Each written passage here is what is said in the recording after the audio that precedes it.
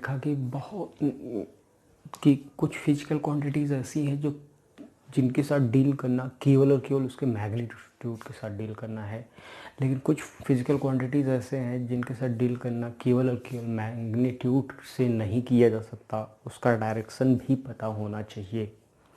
Direction और magnitude दोनों पता रहेगा तब उसके साथ ज़्यादा अच्छे से डील किया जा सकता है। तो इसी सीक्वेंस में मतलब कुछ फिजिकल क्वांटिटी जिसको पूरा एक्सप्लेन करने के लिए हमें डायरेक्शन और मैग्नीट्यूड दोनों की ज़रूरत होगी, और कुछ फिजिकल क्वांटिटी ऐसे हैं जिनको केवल और केवल मैग्नीट्यूड से। तो फिजिकल क्वांटिटीज़ को देखा जाए, फिजिकल क्वांटिटीज़ को तो दो क्लास में डिवाइड किया जा सकता है। एक तो होता है वेक्टर, एक होता है स्केलर। स्केलर क्या होता है, डेफिनेशन आप सभी को क्लियर होगा। Physical quantity which requires only magnitude. और वेक्टर क्या होगा, which requires direction and magnitude both. इसमें क्या चाहिए, मैग्नीट्यूड प्लस डायरेक्शन। यहाँ पे अपने को क्या चाहिए, मैग्नीट्यूड ओनली। मैग्नीट्यूड मतलब उसकी वैल्यू, जैसे मान लो हम यहाँ पे एक एग्जांपल और आपको देते हैं, मास, लेंथ, वॉल्यूम, स्पीड, ये सब स्केलर हैं। जैसे मास, भाई मास वेक्टर क्वांटिटी है या स्केलर क्वांटिटी है। तो देखो कई बार जैसे मार्केट में आप गए सब्जी लेने और 2 केजी आलू लिया। अब 2 केजी आलू को आप ऐसा नहीं बोलोगे कि मुझे 2 केजी आलू नॉर्थ के डायरेक्शन में दे दो या 2 केजी आलू मुझे साउथ के डायरेक्शन में दे दो।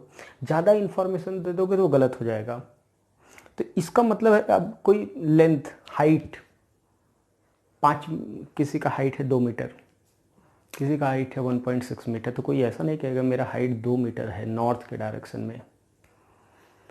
ऐसा हम लोग नहीं कर सकते, ठीक है।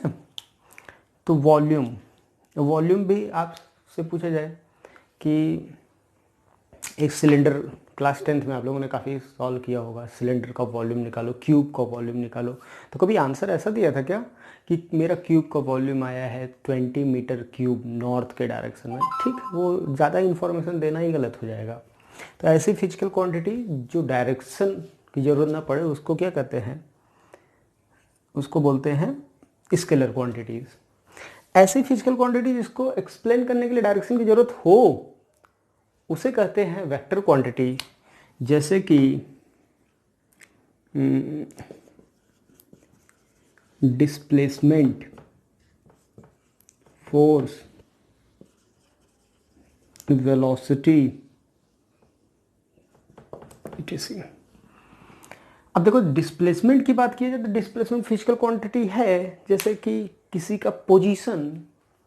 अब तुम खुद ही सोचो, यहाँ पे हम 2 लोग मान लो खड़े हैं, ये 2 लोग खड़े हैं, एक ब्लू और एक ब्लैक, 2 इंसान है, दोनों पास पास है। ब्लू को कहा जाए 2 मीटर जाओ और ब्लैक को भी कहा जाए 2 मीटर जाओ, तो ब्लू 2 मीटर मान लो इधर चला जाए और ब्लैक 2 मीटर इधर चला जाए, तो दोनों एक जगह पे नहीं पहुँचेंगे।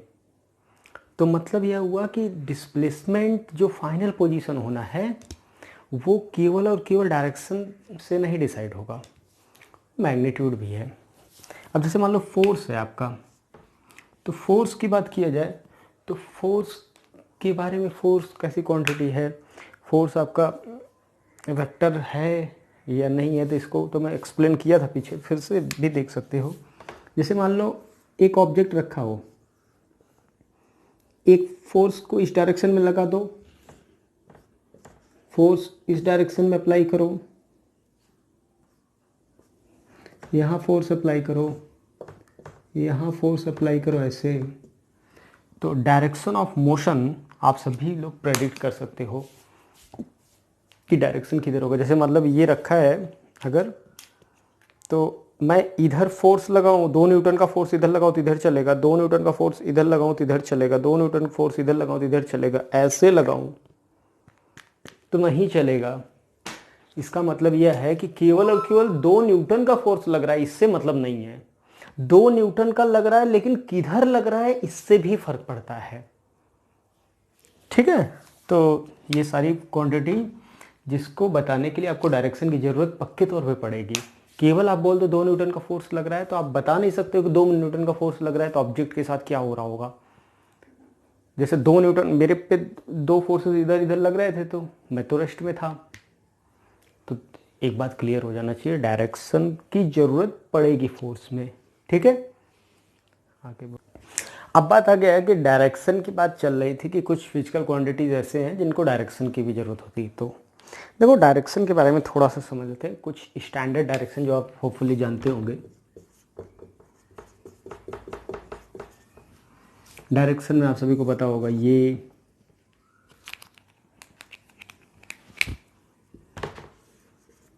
ये नॉर्थ होता है, ये वेस्ट होता है, ये ईस्ट होता है, ये साउथ होता है। जनरली इसको एन से डिनोट करते हैं, इसको ई से डिनोट करते हैं, इसको एस से डिनोट करते हैं, इसको डब्ल्यू से।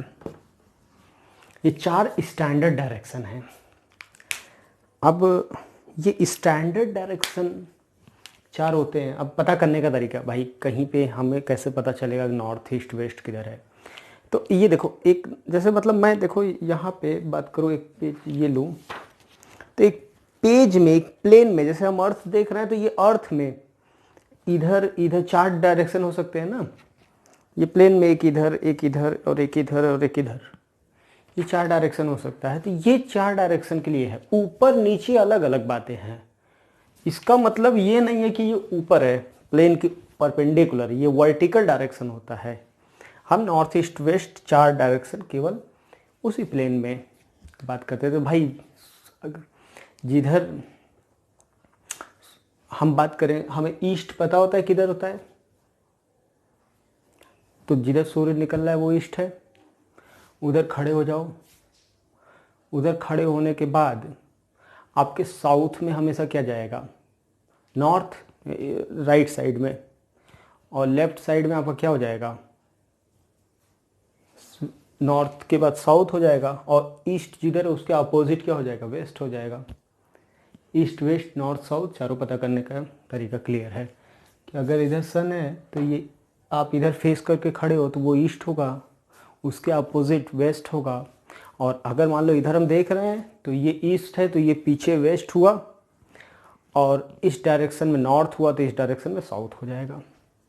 ठीक है, ईस्ट वेस्ट नॉर्थ साउथ ये 4 डायरेक्शन होते हैं स्टैंडर्ड डायरेक्शन। स्टैंडर्ड डायरेक्शन, इसको अब ईस्ट वेस्ट नॉर्थ साउथ को हम लोग स्टैंडर्डाइज कर रहे थे, पूरी दुनिया इसी को मानेगी। एक जगह अगर ईस्ट बोल दिया गया, एक सन जिधर होगा, सन जिस साइड राइज कर रहा है उस साइड को हम ईस्ट बोल रहे हैं, तो वो पूरी दुनिया उसको मानेगी।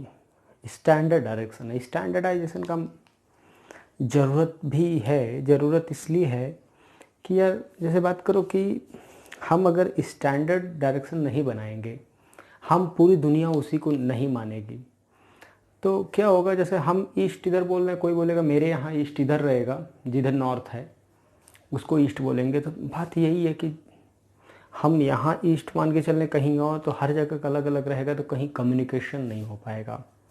उसका एक एग्जांपल मैं आपको दे रहा हूँ। जैसे मान लो स्टैंडर्ड डायरेक्शन होने से क्या फ़र्क पड़ता है, किसी भी चीज़ को स्टैंडर्डाइज करने से क्या उसका एडवांटेज। जैसे क्रिकेट मैच हम सब लोग देखते हैं, क्रिकेट मैच की कभी कभी कमेंट्री सुनते हैं, टीवी ना देखें, कमेंट्री केवल सुने। तो कमेंट्री सुनते हो तो कभी कभी देखो यार, जब कमेंट्री सुनते हो आप ईमानदारी से, सारे रूल आपको पता हैं कि लेग साइड किधर होता है, ऑफ साइड किधर होता है, स्ट्रेट गली, सारा नियम, सारा डायरेक्शन आपको क्लियर है। लेग साइड क्या है और LBW क्या होता है, सब आपको पता है। तो अगर आप ग्राउंड में ना हो, आप टीवी भी ना देख रहे हो, आप केवल कमेंट्री सुन रहे हो, और अगर आपको बता दे रहा है कि बैट्समैन बॉल लेग साइड जा रही है, तो इसका मतलब आप वहाँ होते नहीं हो, लेकिन फिर भी होते हो, क्योंकि आपके दिमाग में पूरा एक इमेज बन जाता है। फिर भी आप इमेजिन करते हो, और ये इमेजिनेशन इसीलिए कर पाते हो क्योंकि वो पहले से प्री डिफाइंड गेम होता है। उसी को LBW किसको बोलते हैं? LBW होने का मतलब अगर बोल रहा है तो आप तब भी समझ जाओगे, इमेजिन कर लोगे, क्योंकि आप हो नहीं हो वहाँ पे, फिर भी आप सिचुएशन को, सीन को इमेजिन कर लोगे। क्यों इमेजिन कर लोगे? क्योंकि वो बहुत ही प्री डिफाइंड सिस्टम, पहले से डिफाइंड गेम है, सबको पता है, उसके बारे में रूल पता है, इसीलिए प्री डिफाइंड सिस्टम। जैसे मान लो आप गोरखपुर यूनिवर्सिटी पे हो, अगर यूनिवर्सिटी पे हो, आपको आत्मदीप एकेडमी जाना है, गोरखपुर नए नए आए हो आप गोरखपुर में, और गोरखपुर में पूछा यूनिवर्सिटी पे किसी व्यक्ति से कि मुझे आत्मदीप एकेडमी जाना है, तो वो बोल दे आपको गोरखपुर यूनिवर्सिटी से कि यहाँ से करीब 100 मीटर जाइए, छात्र संघ चौराहा पड़ेगा, वहाँ से आप राइट टर्न लीजिएगा और फिर 200 मीटर जाइएगा, फिर लेफ़्ट टर्न लीजिएगा, फिर 100 मीटर जाइएगा, तो आप आत्मदीप एकेडमी पहुँच जाएंगे। तो सीधा सीधा मैं क्या वहाँ से चला, छात्र संघ चौराहा आया, छात्र संघ चौराहा से फिर दिमाग में माइंड सेट किया कि सीधा चले, फिर छात्र संघ चौराहा पहुँचा, तो फिर छात्र संघ चौराहा से राइट टर्न लिया, फिर चला 200, फिर 200 पे कैलकुलेटेड, फिर लेफ़्ट टर्न लिया, फिर चला 100 मीटर पे आपको बिल्डिंग मिल जाएगी। तो ये मैं बोल रहा हूँ कि ये बहुत इम्पोर्टेंट है। जैसे मान लो इसका एक सबसे प्रैक्टिकल लाइफ में हमारे गूगल मैप, ये इसीलिए तो बनाया जा सका क्योंकि पूरे दुनिया में वो कॉन्सेप्ट है, नॉर्थ ईस्ट वेस्ट का एक जैसा कॉन्सेप्ट है। क्योंकि अगर नहीं होता तो इंडिया के लिए कुछ और होता, अमेरिका के लिए कुछ और होता डायरेक्शन, तो वो डायरेक्शन हमारे यहाँ का इमेजिन कर ही नहीं पाते। ठीक है, तो standard direction world wide adopt करने के पीछे रीज़न क्या है, ये आपको समझ में आया, और इसका इम्पोर्टेंस क्या है ये भी अपने को समझ में आया। ठीक है, ये कुछ स्टैंडर्ड डायरेक्शंस हैं जो कि हमें याद रखने हैं, पहले भी जानते हैं आप लोग। ठीक है।